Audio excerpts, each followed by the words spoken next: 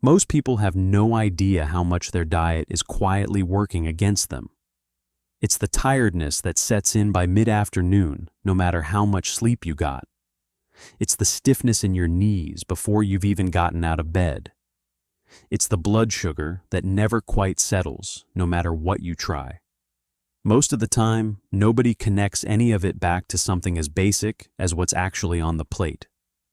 My name is John, and today I'm going to walk you through 16 biblical fruit with powerful health benefits. Real foods straight from the pages of the Old and New Testament, from the garden in Genesis all the way to the parables Jesus told. For each one, I'll explain in plain language what it actually does inside your body for your heart, your blood sugar, your bones, your joints, and your digestion, without drowning you in chemistry terms you have to look up. And as always, this content is not intended as professional medical or nutritional advice. It does not replace any medication or treatment prescribed by a qualified healthcare professional. Always consult a qualified healthcare professional before making changes to your diet, supplement, or health routine. Stick around, because a few of these will genuinely surprise you. Let's get into it. Food number 1, figs.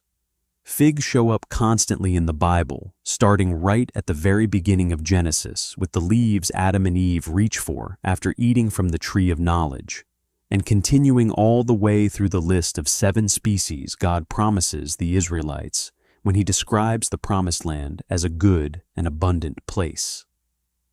When the 12 spies scout out Canaan in the book of Numbers, they bring back figs, pomegranates, and grapes as living proof to the rest of the camp that the land really was worth entering. Nutritionally, figs earn every bit of that reputation. They're one of the best plant sources of fiber you can find anywhere on a produce shelf, and that matters enormously as we get older, because sluggish, uncomfortable digestion becomes one of the most common, quiet complaints there is, the kind of thing people mention almost apologetically to their doctor. A handful of dried figs delivers a meaningful dose of that fiber along with potassium, which helps your body regulate blood pressure, and a surprising amount of calcium, since most people assume calcium only comes from a glass of milk. There's actually a moment in Scripture where figs are used as medicine directly.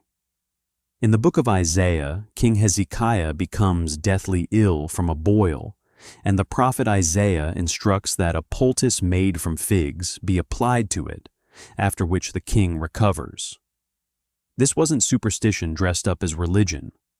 We now know figs contain natural enzymes and compounds with mild antibacterial and anti-inflammatory properties, so ancient observation happened to land on something that holds up under a microscope. There's also a bone health angle worth mentioning, since it doesn't get talked about nearly enough. As we age, bone density becomes a real concern, especially for women after menopause, and most people only think about calcium when they think about bones at all.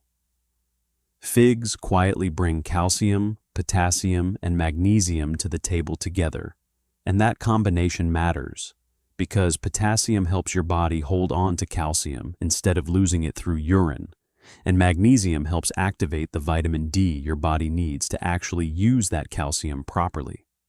It's a small, unglamorous fruit, doing a surprising amount of structural work.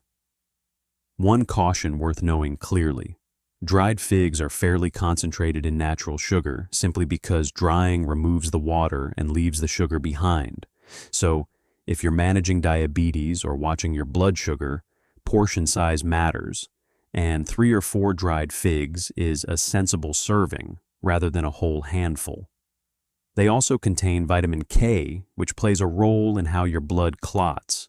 So, if you're on a blood thinner like warfarin, the goal isn't to cut figs out entirely. It's to eat a roughly consistent amount day to day rather than swinging from none for a week to a large bowl on Sunday. Ask your doctor what fits your specific situation. Food number 2, Pomegranates. The pomegranate is woven into the fabric of the Old Testament in a strange and very specific way.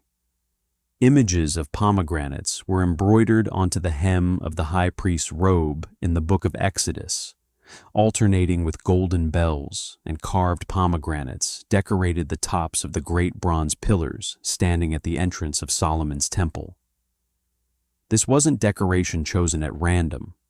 In the ancient world, the pomegranate represented abundance and life itself, because cutting one open reveals hundreds of individual seeds, each one edible, each one bursting with juice, a visual so striking it became a symbol woven into sacred architecture.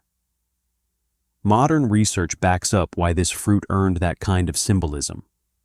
Pomegranate seeds and juice are loaded with polyphenols, a category of plant compounds with unusually strong antioxidant activity, and several human studies suggest that regular pomegranate consumption is associated with meaningfully better blood pressure numbers and improved markers of overall heart health. The juice also carries a genuinely impressive amount of vitamin C, and some research has looked at its potential to support joint comfort in people dealing with everyday stiffness.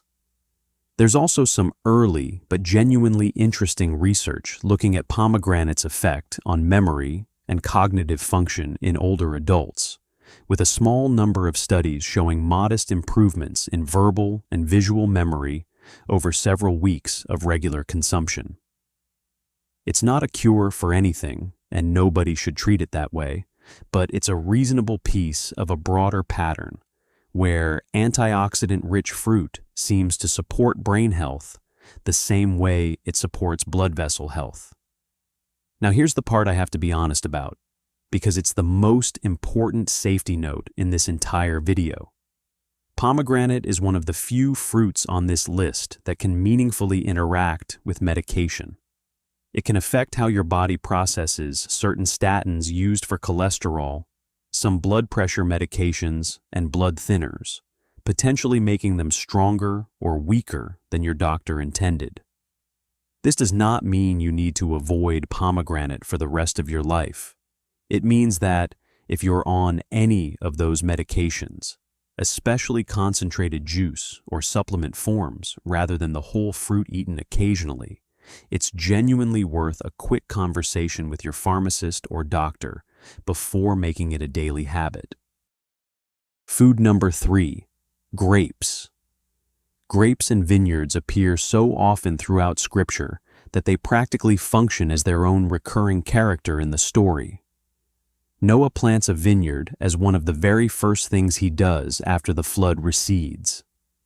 The 12 spies in the book of Numbers carry back a single cluster of grapes so enormous it takes 2 grown men to carry it slung on a pole between them, meant as visible proof of the land's richness.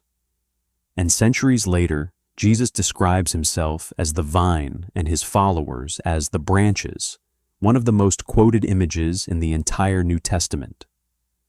Grapes, especially the darker red and purple varieties, are rich in a compound called resveratrol, along with a whole family of other antioxidants concentrated mostly in the skin, which is exactly why unpeeled grapes and their juice, particularly red grape juice, have been studied for their potential to support healthy blood vessels and reduce low-grade inflammation throughout the body over time.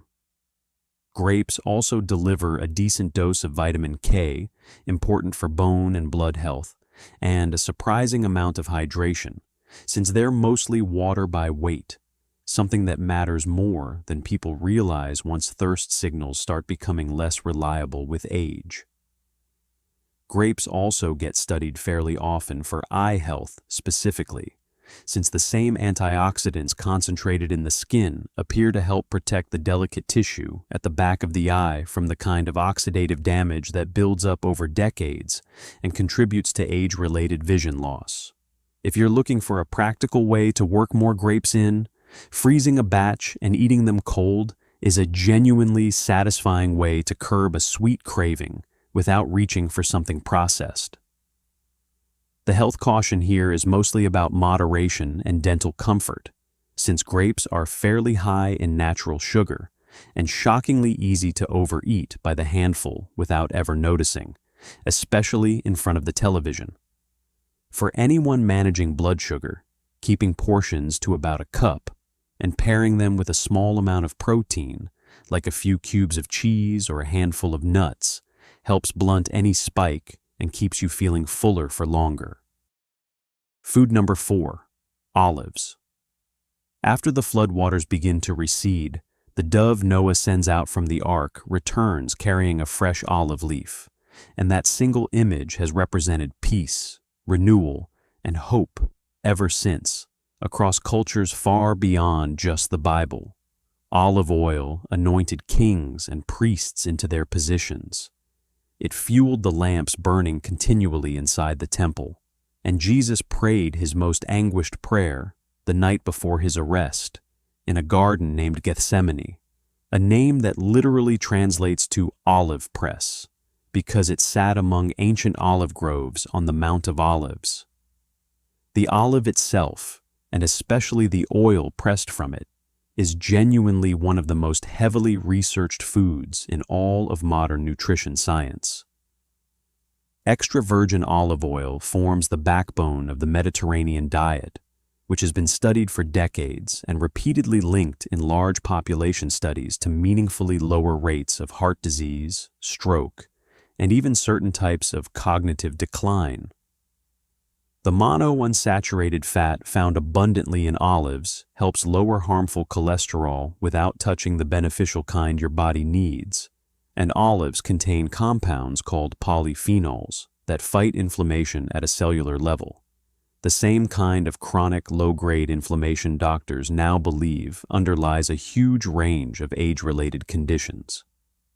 Olives are also a genuinely good source of vitamin E, which supports skin health and helps protect cell membranes throughout the body from everyday wear and tear.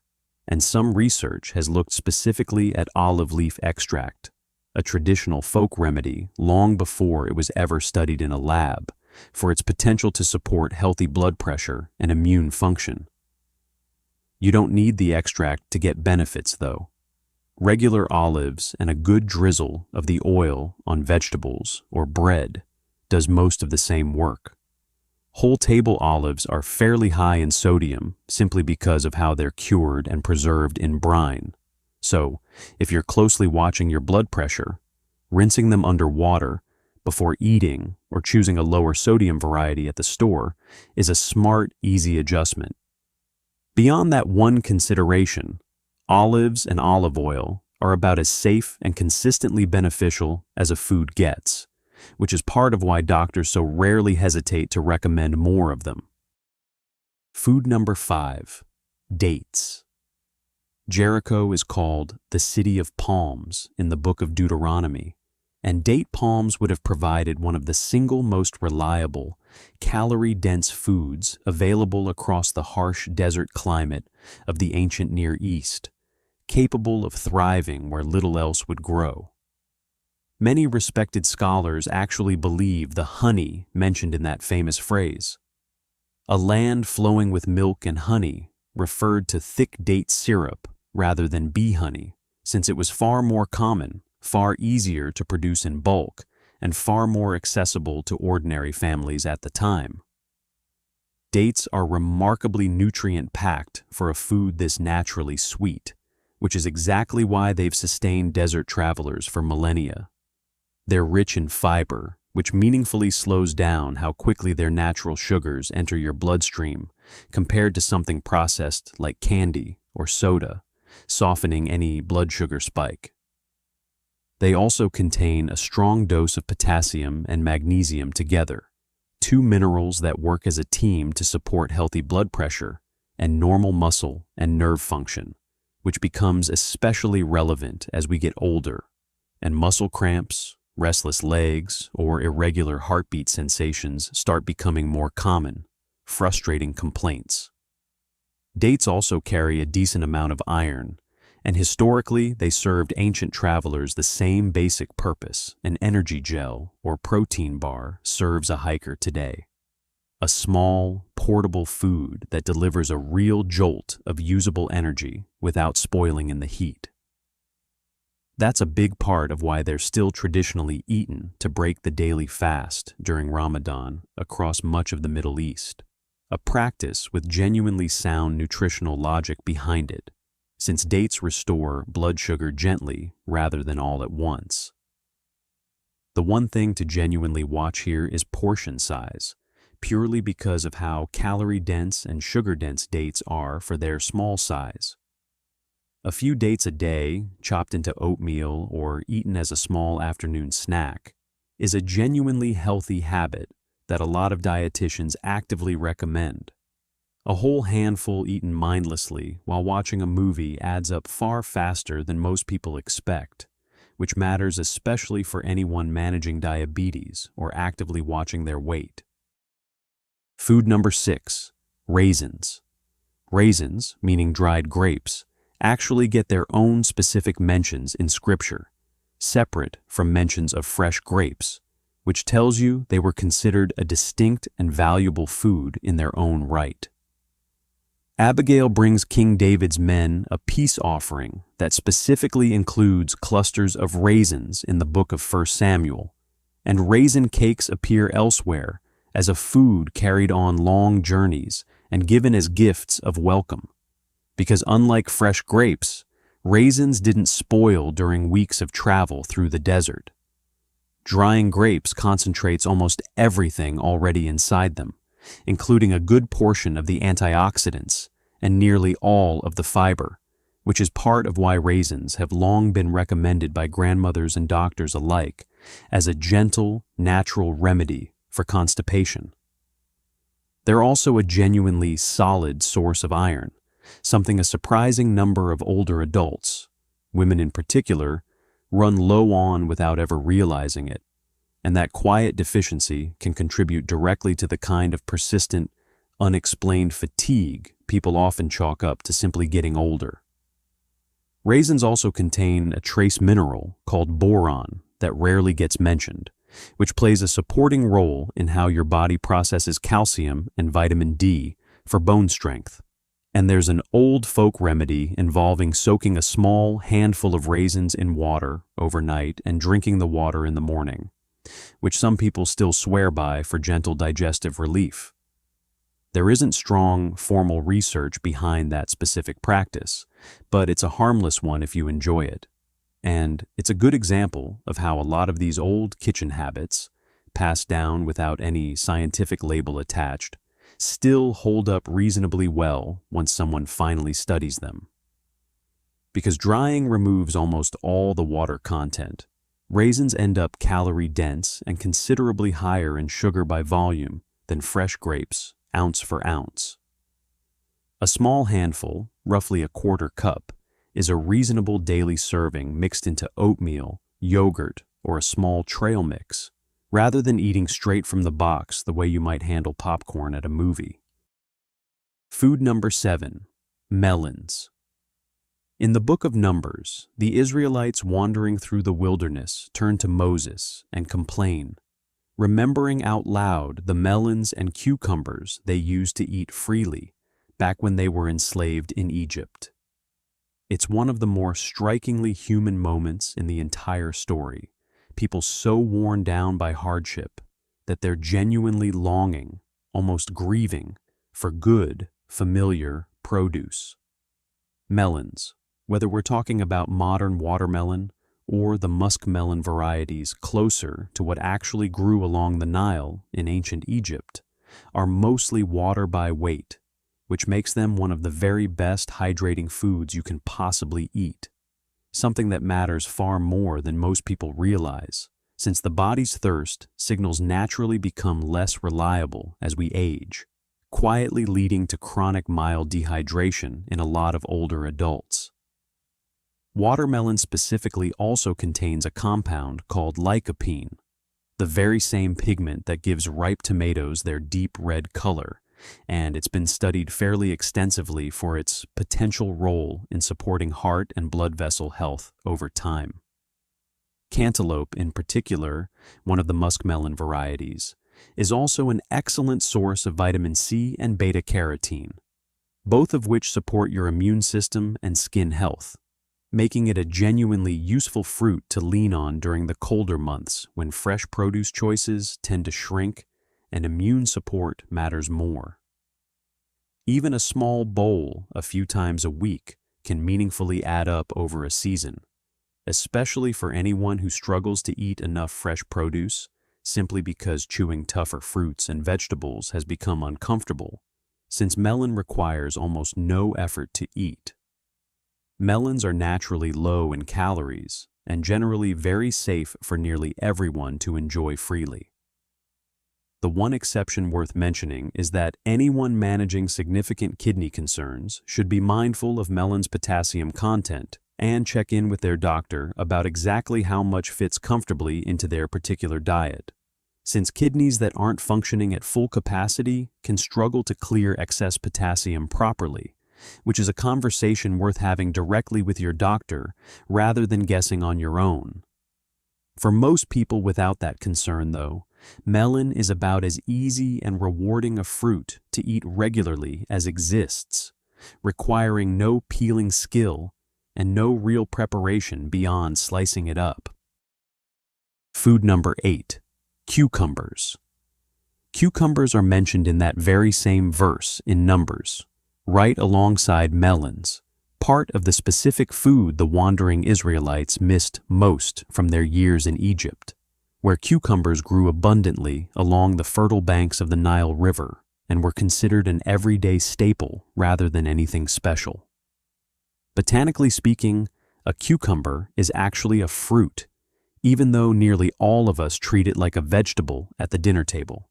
And it happens to be one of the single most hydrating foods that exists anywhere, sitting at roughly 95% water by weight. That hydration genuinely matters for joint comfort, skin health, and simply feeling less sluggish and heavy throughout the day, especially in warmer weather. Cucumbers also contain a modest but useful amount of vitamin K, along with antioxidants concentrated mostly in the skin, so eating them unpeeled whenever possible gets you noticeably more of that nutritional benefit than a peeled cucumber does.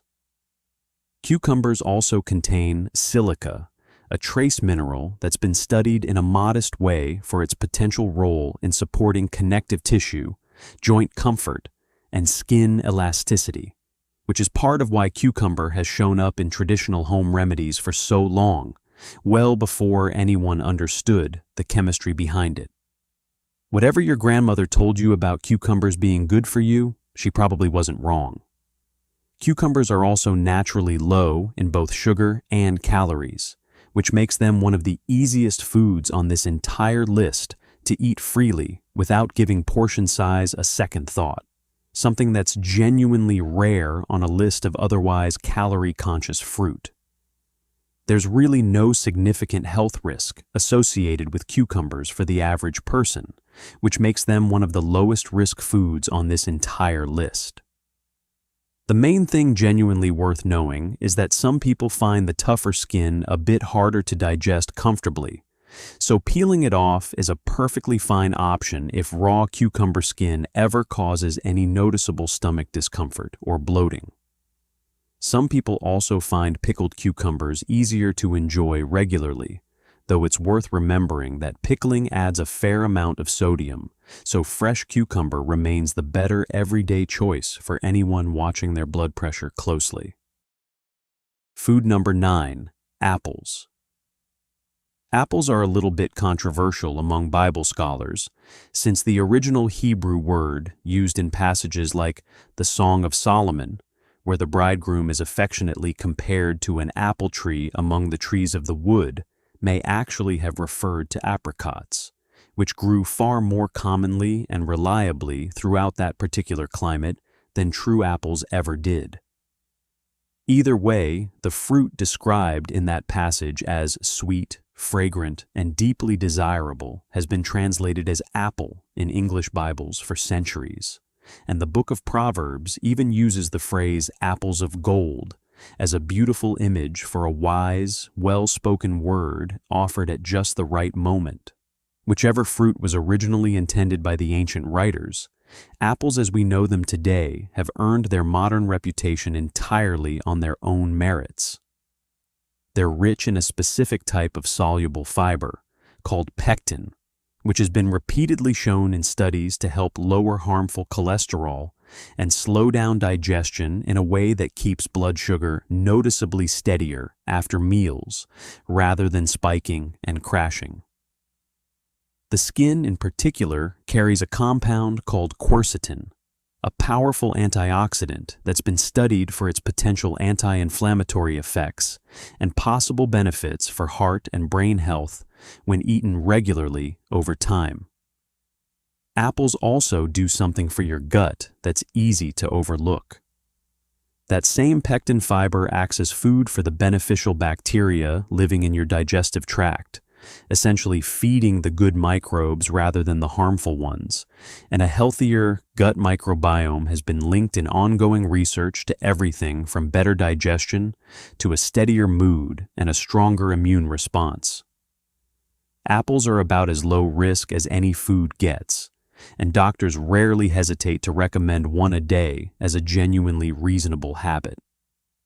The one practical thing worth mentioning is that whole, firm apples can pose a real choking risk for anyone dealing with swallowing difficulties, a legitimate consideration for some older adults, in which case slicing the apple thin or cooking it into a soft applesauce keeps every one of the same benefits without that particular risk. Food number 10, mulberries. Mulberries make a quieter, more subtle appearance in Scripture, most notably in 2 Samuel, where David is instructed to listen carefully for the specific sound of marching in the tops of the mulberry trees, a sound that would serve as his signal that God had already gone out ahead of him into battle. Jesus also references what many English translations render as the mulberry tree, when he teaches about faith the size of a single mustard seed, being enough to move something seemingly immovable.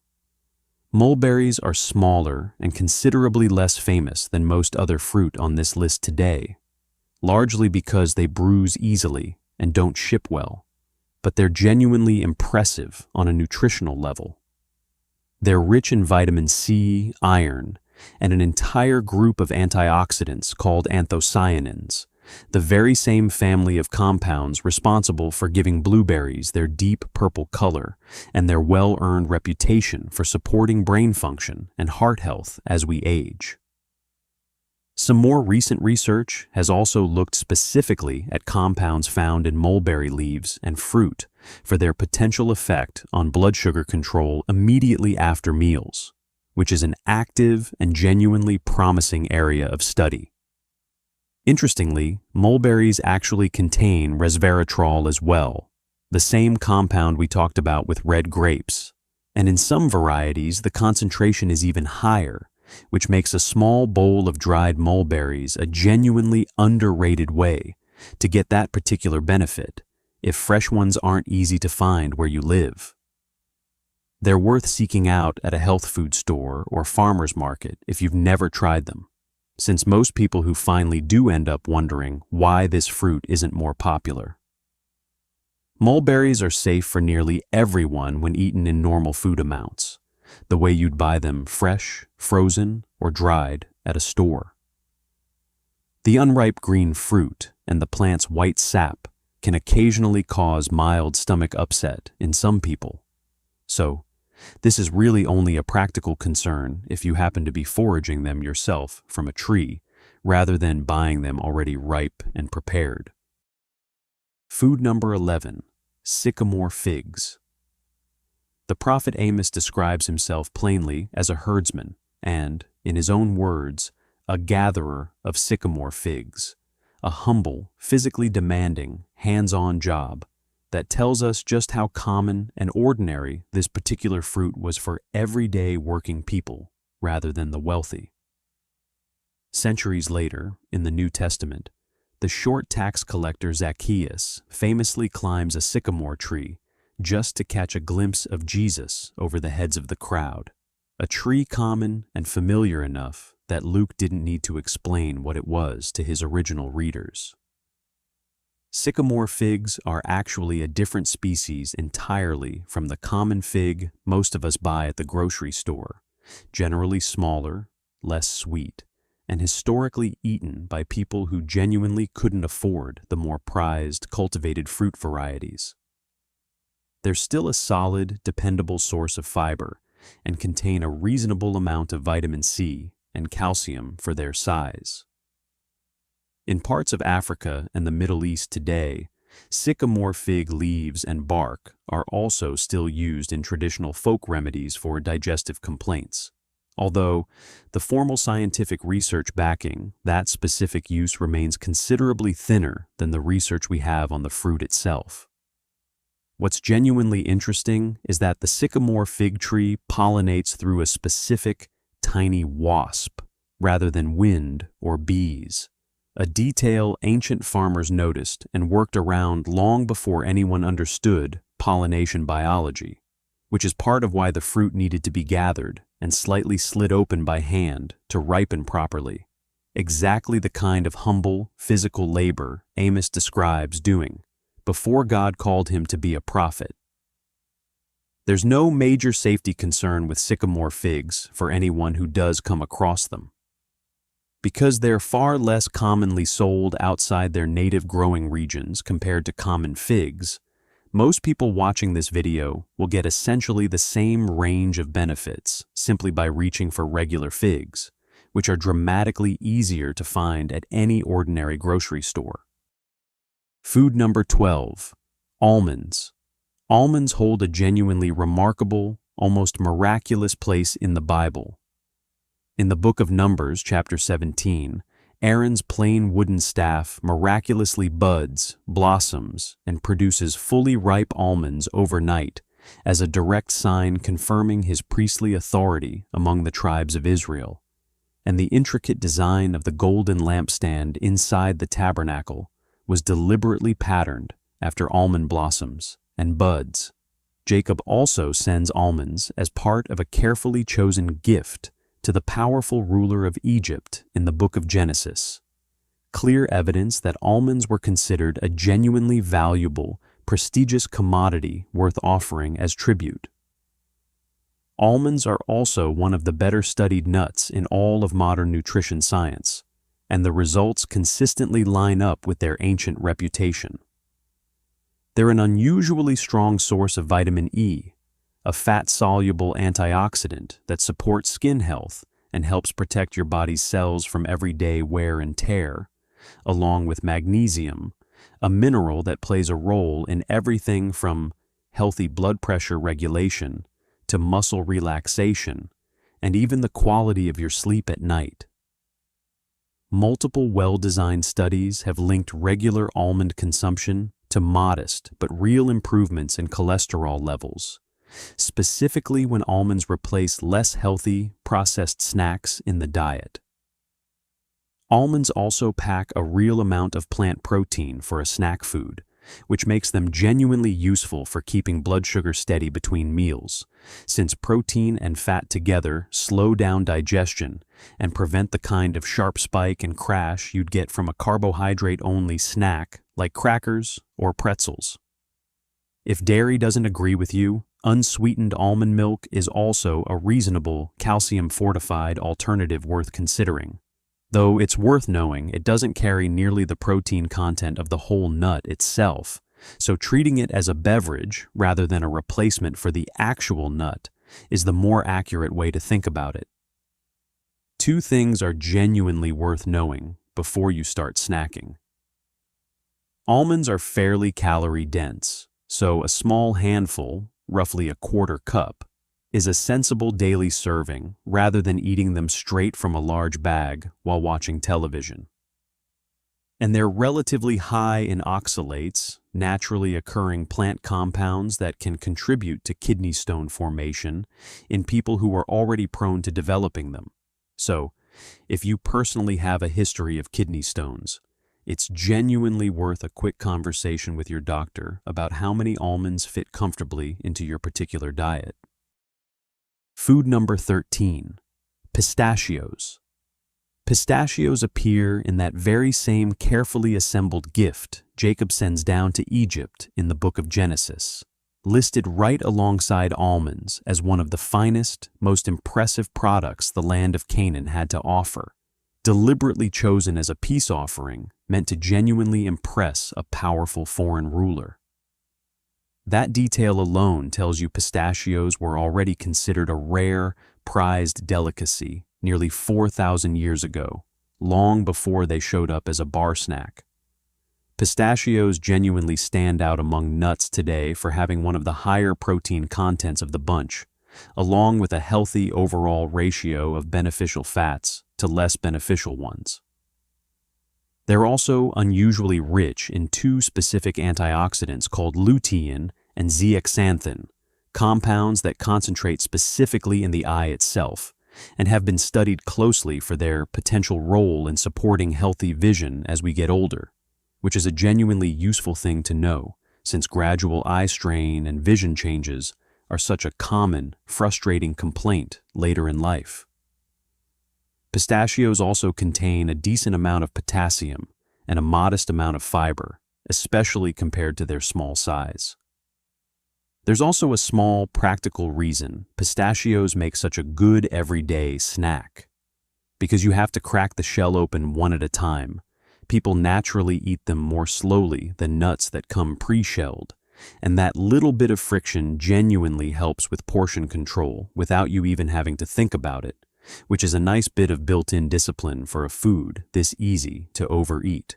Pistachios are generally very safe for most people, with the main caution being straightforward, since they're a tree nut. Anyone with a known nut allergy obviously needs to avoid them entirely without exception. For everyone else, sticking to roughly an ounce, or a small handful still in the shell, which naturally slows down how fast you eat them, keeps the calories perfectly reasonable while still capturing the full nutritional benefit. Food number 14, walnuts.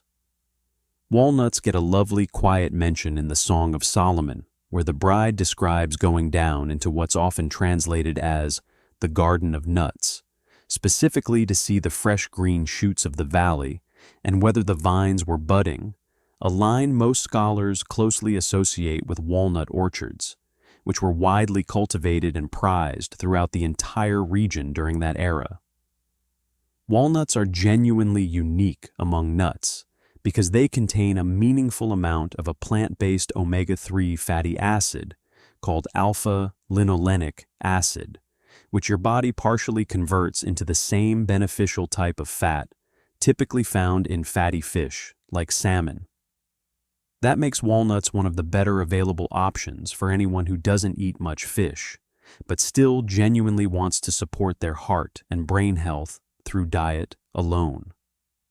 Walnuts are also rich in polyphenols, concentrated mostly in that thin, slightly bitter skin wrapped directly around the nut itself, which is exactly why eating them unpeeled, rather than blanched, actually matters if you want the full benefit.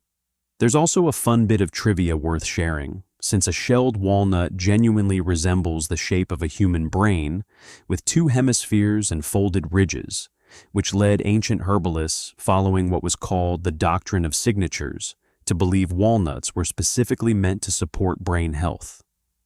In this rare case, the old folk logic actually turned out to point in the right direction, given how directly those omega-3 fats support brain function.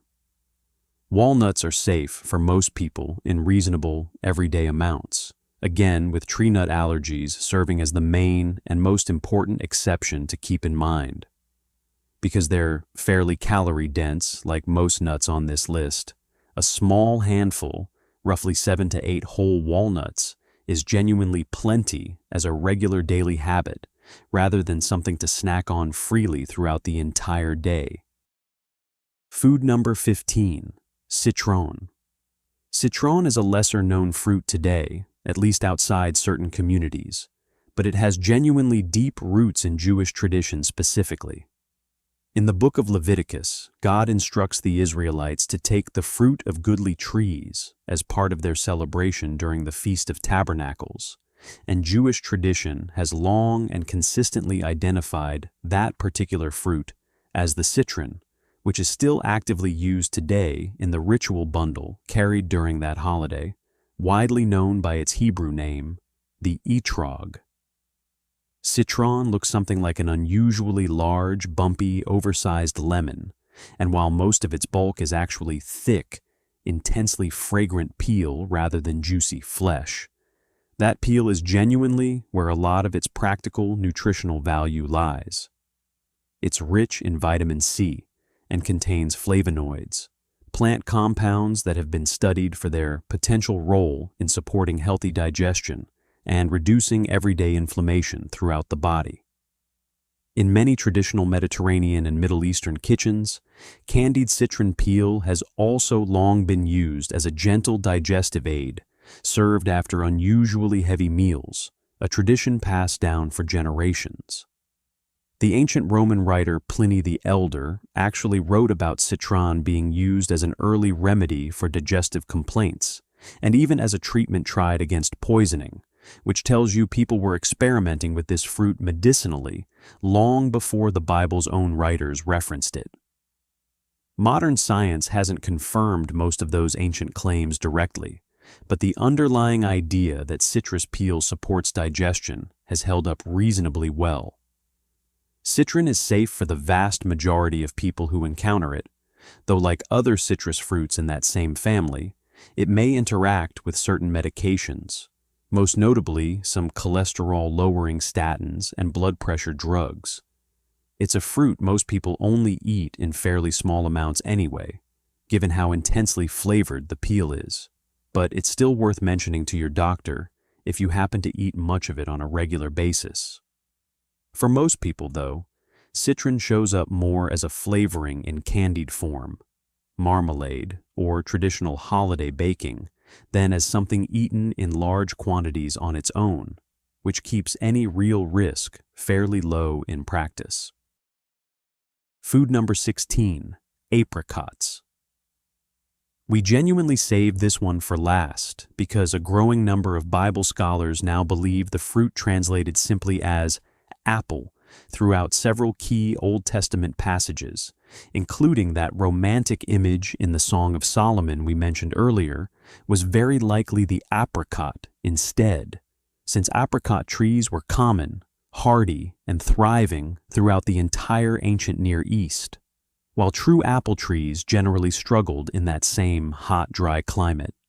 Apricots, whether eaten fresh or dried, rank among the richest natural sources of vitamin A you can find in any fruit, derived largely from a compound called beta-carotene, which your body converts as needed, and which plays a genuinely major role in maintaining healthy eyesight and normal immune function as you age. They're also a good, reliable source of potassium and contain a fair, meaningful amount of fiber relative to their small size, and that deep orange color signals a strong additional dose of antioxidants that specifically support skin health and help protect skin cells from everyday environmental damage over time. There's one safety point about apricots that genuinely deserves its own mention, separate from the fruit itself. The hard pit in the center of an apricot, along with its inner kernel, contains a compound that can release cyanide when eaten in any real quantity, and despite some claims you may have come across online about apricot kernels being a health supplement, eating them raw in more than very small amounts is genuinely dangerous and has caused real poisoning cases. Stick to the fruit itself, skip the pit entirely, and you have nothing to worry about. Dried apricots are sometimes treated with sulfites during processing, specifically to help preserve their bright orange color, which can genuinely trigger a reaction in people who have a known sulfite sensitivity. So, if that applies to you personally, look specifically for unsulfured dried apricots at the store, which end up noticeably darker and less vibrant in color, but are completely free of that particular additive. Beyond that one specific consideration, apricots carry very little meaningful risk for the vast majority of people and make an easy, gentle, naturally sweet addition to almost anyone's daily diet, whether you're eating them fresh off the tree in summer or reaching for a small handful of the dried version year-round. So that's 16 fruits, every single one of them rooted directly in Scripture, and every single one of them backed by real modern nutrition science, not just tradition kept alive for tradition's sake. If I genuinely had to pick a favorite out of this whole list, it's probably the fig. There's something about a food this simple, something plenty of people could grow right in their own backyard, doing this much quiet, unglamorous work for your fiber, your blood pressure, and even the strength of your bones, that I just find genuinely remarkable every time I think about it. If you take away just one thing from this video, let it honestly be this. You don't need anything exotic, imported, or expensive to eat well and feel noticeably better day to day. A surprising amount of it was already written down thousands of years ago, growing quietly in gardens and orchards the whole time. You don't have to add all 16 of these to your kitchen this week either. Pick 2 or 3 that sound genuinely appealing to you. Work them into meals you already enjoy, and let the rest come naturally over time. Small, steady changes tend to stick far better than trying to overhaul your entire diet overnight. And one last time, because it genuinely matters more than anything else I've said today. This video is intended for general information only. It is not medical advice, and it does not replace personalized guidance from your own doctor, especially if you're currently managing a health condition or taking prescription medication of any kind. When in doubt, always ask a professional who actually knows your full history. Thanks so much for watching, and I'll see you in the next one.